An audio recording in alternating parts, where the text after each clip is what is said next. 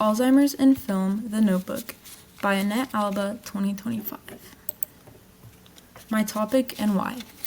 The topic I chose was to analyze psychological concepts in popular film, television, or other media.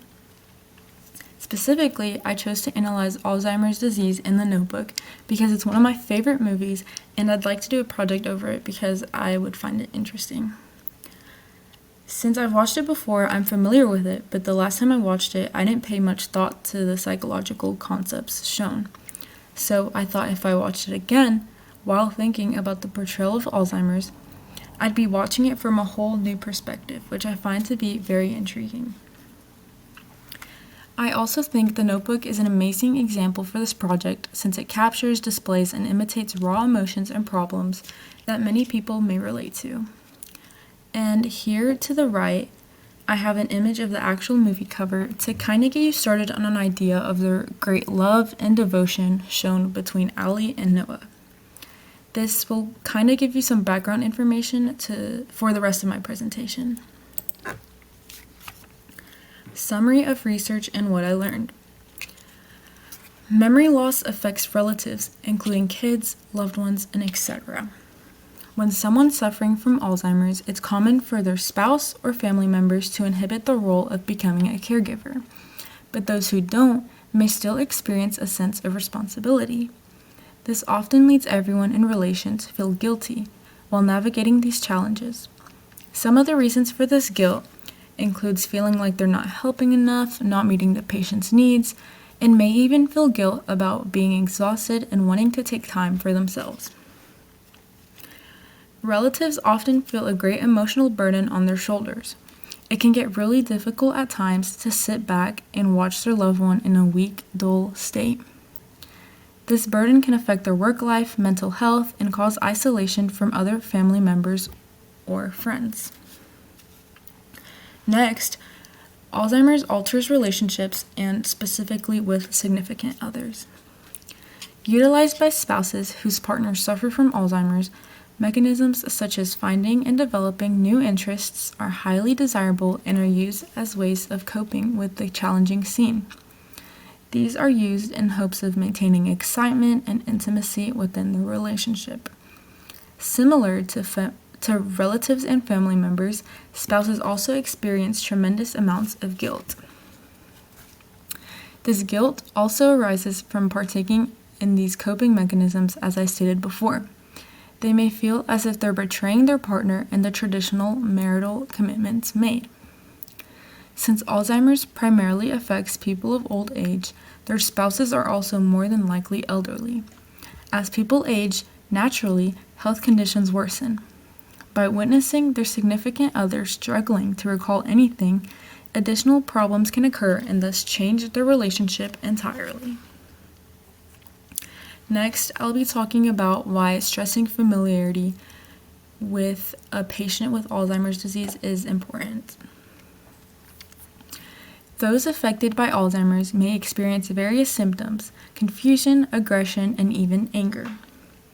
In order to reduce these negative feelings and outbursts, caregivers resort to sharing little details to the patient about their life, reminding them of their past persona and memories. Mainly, these reminders help and provide comfort to people with Alzheimer's. On the other hand, or in some cases, these reminders may startle the patient and cause even further conflicts, stress, and even frustration. So in doing this, it's important to consider what will happen before causing a greater calamity. At times, moderate reminders of past memories should be made considerably.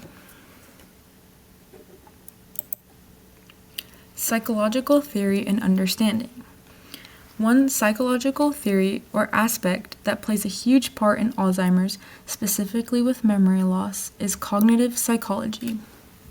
Cognitive psychology is the study of how people think, process new or old information, and make decisions.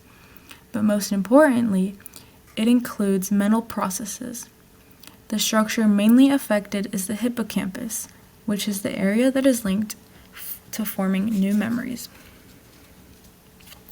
As a result, when the hippocampus doesn't work as normal or is damaged, New memories won't be able to form, and old memories will not be remembered.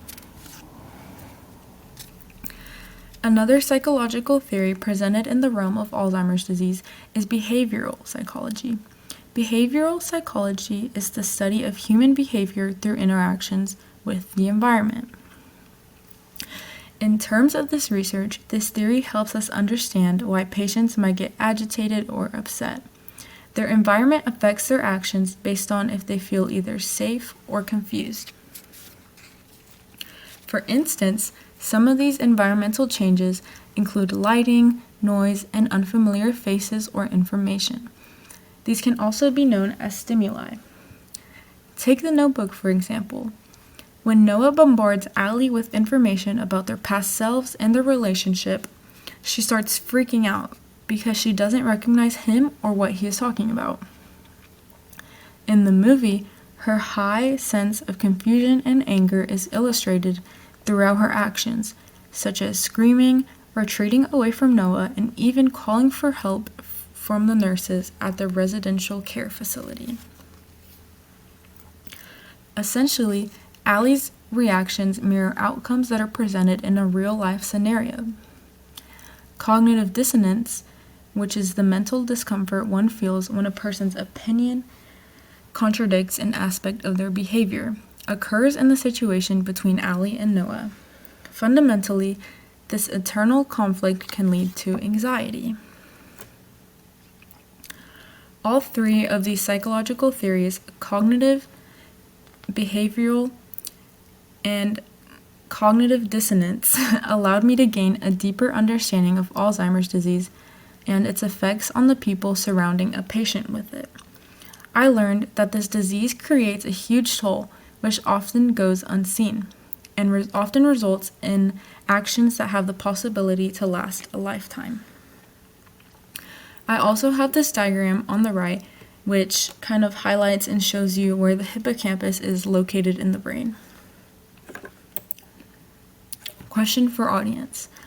One question I have for you is, what memory would you hold onto if your mind began to forget everything else? If you want to, think about this for a second and answer it.